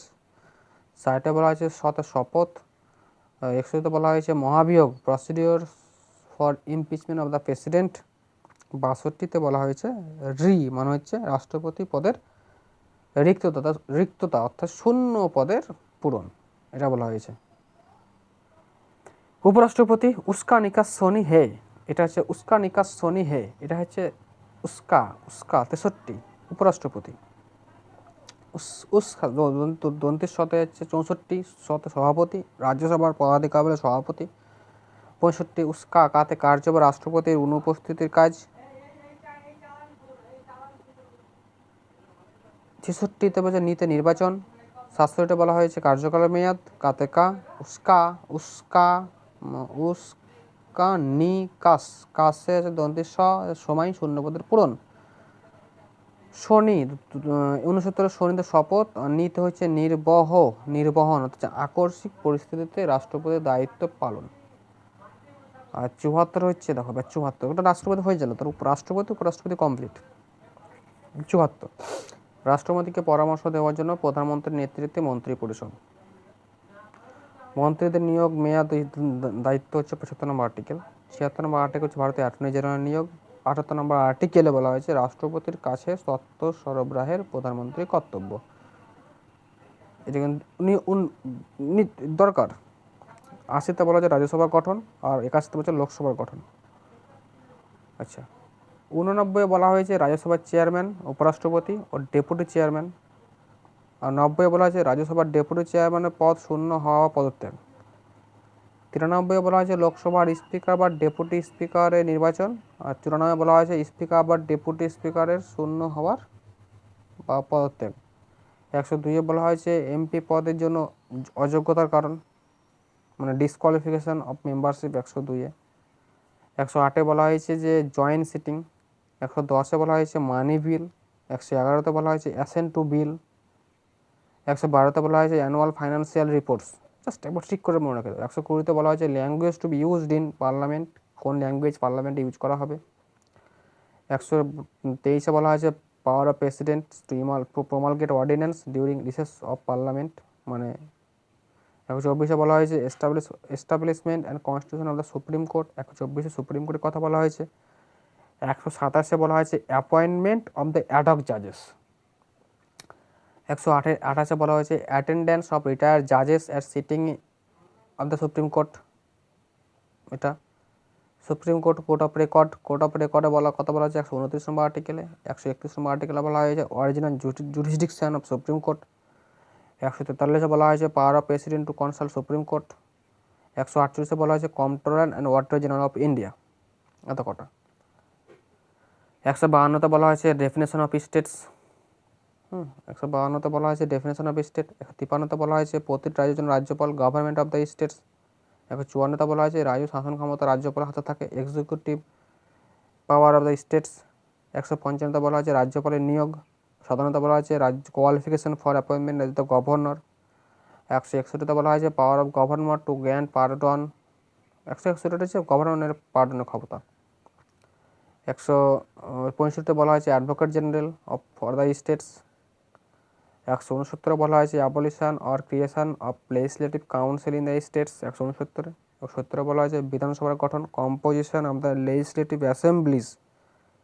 171 বলা হয়েছে বিধান পরিষদের গঠন, composition of the legislative council. 178-এ বলা হয়েছে the speaker and deputy speaker of the legislative assembly. 179-তে বলা হয়েছে vacation and resignation of removal from the office of the speaker and deputy speaker.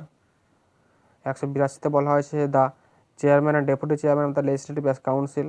183-তে বলা হয়েছে vacation and resignation and removal from the office of the chairman and deputy chairman. 199-এ বলা হয়েছে রাজ্য বিধানসভা অর্থ বিলের সঙ্গে, ডেফিনেশন মানি বিল। এখানে হচ্ছে রাজ্য বিধানসভায় বিধানসভার ক্ষেত্রে বিলের অ্যাসেন্ট 200 নম্বর আর্টিকেল। 213-তে বলা হয়েছে গভর্নরের অর্ডিন্যান্স জারি করার ক্ষমতা। 214-তে বলা হয়েছে প্রতিটি রাজ্যের জন্য হাইকোর্ট গঠন হবে, high court for states. High court to be court of records, হাইকোর্টের কোর্ট অফ রেকর্ড কত 215 নম্বর আর্টিকেলে। কনস্টিটিউশন অফ হাইকোর্টস 16 নম্বর আর্টিকেলে। 222 নম্বর আর্টিকেলে বলা হয়েছে ট্রান্সফার অফ জাজেস from high court on high court to another high court, এটা বলা হয়েছে।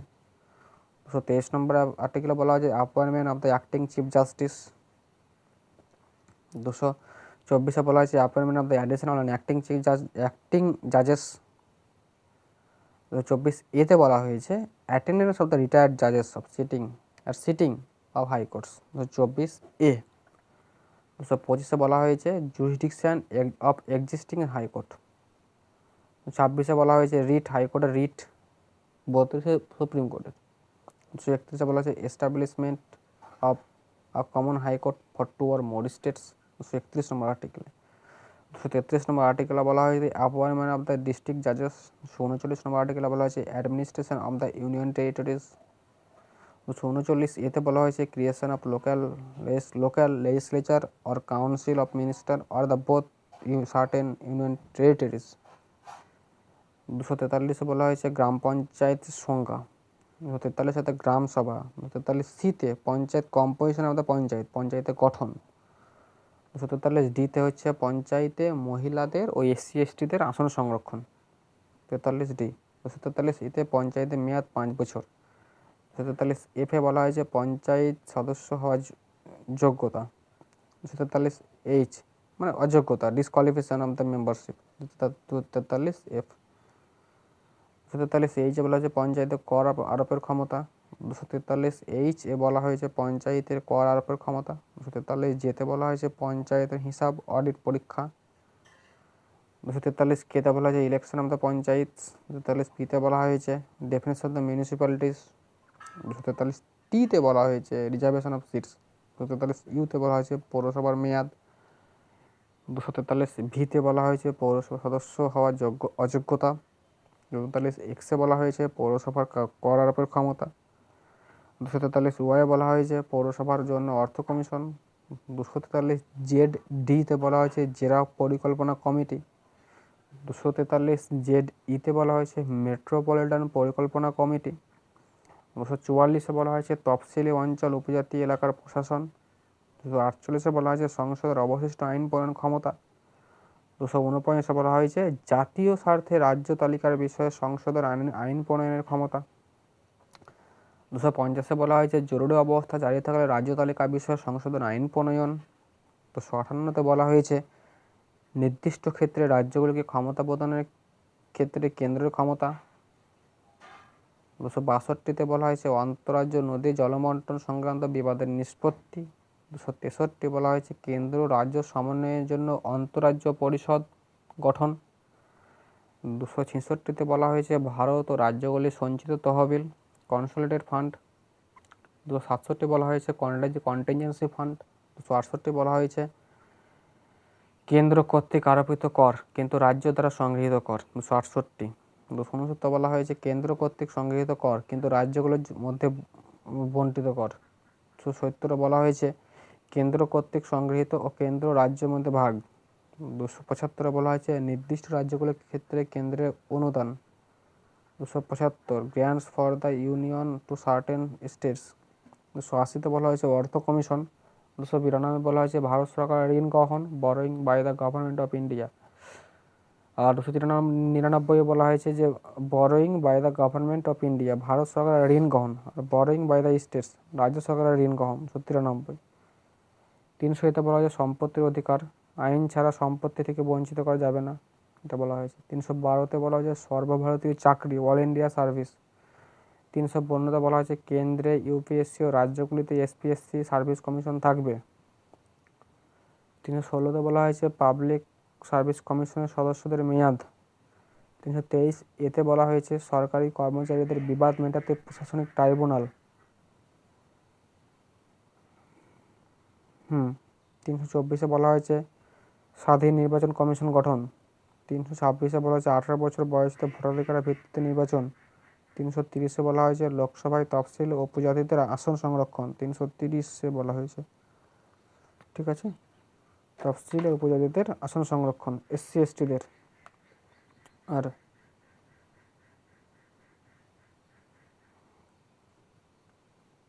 এখানে তারপরে আছে 331 বর্তমানে এটি স্থগিত লোকসভায় অ্যাংলো ইন্ডিয়ানদের প্রতিনিধিত্ব। 32 জাতি উপজাতির আসন সংরক্ষণ, তফসিলি উপজাতি জাতি উপজাতির আসন সংরক্ষণ লোকসভায় আর বিধানসভাগুলিতে, এটা মনে রাখতে হবে। হ্যাঁ, কোথায় কি এখন না এখন। 33 বলা হচ্ছে বিধানসভায় অ্যাংলো ইন্ডিয়ানদের প্রতিনিধিত্ব, বর্তমানে এখন নাই, স্থগিত, এটা বলছে স্থগিত। 338 তফসিলি জাতীয় তফসিলি জাতি কমিশন গঠন, national commission for schedule caste NCSC। 339 বলা হয়েছে তফসিলি এলাকায় প্রশাসন নিয়ে কেন্দ্রের নিয়ন্ত্রণ। 40 বলা হয়েছে অন্যান্য অনগ্রসর শ্রেণীর জন্য কমিশন গঠন OBC। 41 বলা হয়েছে তফসিলি জাতি নির্দিষ্টকরণ বা শিডিউল কাস্ট, তফসিলি জাতি SC নির্দিষ্টকরণ। 341। 342 তফসিলি উপজাতি নির্দিষ্টকরণ। 343 কেন্দ্রীয় সরকারের ভাষা। 345 রাজ্যের নিজস্ব সরকারি ভাষা। 346 রাজ্য ও কেন্দ্রের মধ্যে যোগাযোগের সরকারি ভাষা। 385 শিশুদের প্রাথমিক স্তরে মাতৃভাষা শিক্ষা প্রদান করা। 350 এতে। 352 জাতীয় জরুরি। 354 জাতীয় জরুরি অবস্থায় চলাকালীন রাজস্ব বন্টন ব্যবস্থার পরিবর্তন। 355 বাহ্যিক আক্রমণ ও আভ্যন্তরীণ গোলযোগ থেকে রাজ্যকে রক্ষা করা কেন্দ্রের দায়িত্ব। 356 রাজ্যে রাষ্ট্রপতি শাসন জারি। 356। 358 জরুরি অবস্থার সময় রাজ্যে 19 নম্বর মৌলিক অধিকার স্থগিত। 359 জরুরি অবস্থার সময় অন্যান্য মৌলিক অধিকার প্রয়োগ রাখা স্থগিত। 360 দেশীয় আর্থিক জরুরি অবস্থা ঘোষণা। 361 রাষ্ট্রপতি রাজ্যপালদের বিশেষ 361 বলছে যে রাষ্ট্রপতি এবং রাজ্যপালদের বিশেষ আইনি সুরক্ষা। 361 সংসদ ও বিধানসভার খবরের প্রতিবেদন প্রকাশের সুরক্ষা। 368 বলছে সংবিধান সংশোধন করার সংসদের ক্ষমতা ও তার পদ্ধতি। 70 জম্মু কাশ্মীর। 371 নাগাল্যান্ড। 371 আসাম। 371 মণিপুর। 371 অন্ধ্রপ্রদেশ তেলেঙ্গানা। 371 অন্ধ্রপ্রদেশে কেন্দ্রীয় বিশ্ববিদ্যালয় স্থাপন। 371 সিকিম রাজ্যের বিশেষ বিধান। মিজোরাম। এইটা হচ্ছে অরুণাচল প্রদেশ, আর এটা হচ্ছে গোমা, যেটা হচ্ছে কর্ণাটক। এই হচ্ছে আমাদের ক্লাস। একটা করলেই আপাতত মোটামুটিভাবে সব কিছুই কমপ্লিট। ঠিক আছে, বেস্ট অফ লাক।